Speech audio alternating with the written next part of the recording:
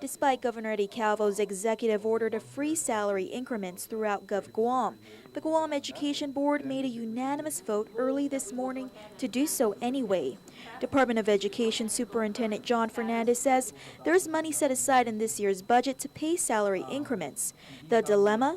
They're frozen as part of the 15% reserve or $30 million of the DOE budget as directed by the governor earlier this fiscal year.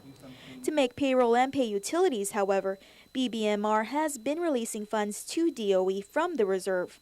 With $16.5 million left, Fernandez says $2 million was previously budgeted to pay salary increments. Of that $2 million, $200,000 is owed to federally funded employees. We have employees who are federal employees, and as part of those grant dollars, the increments are built into that, and they are not getting paid their increments.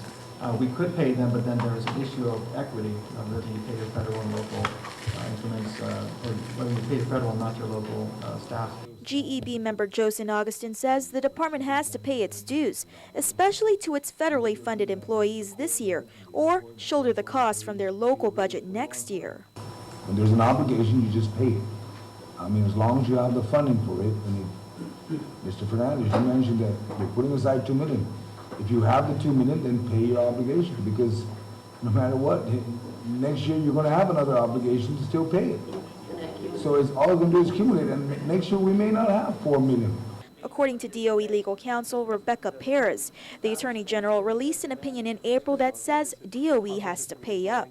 The opinion that came down from the Attorney General's office indicated, freezing it or not, it doesn't erase the obligation.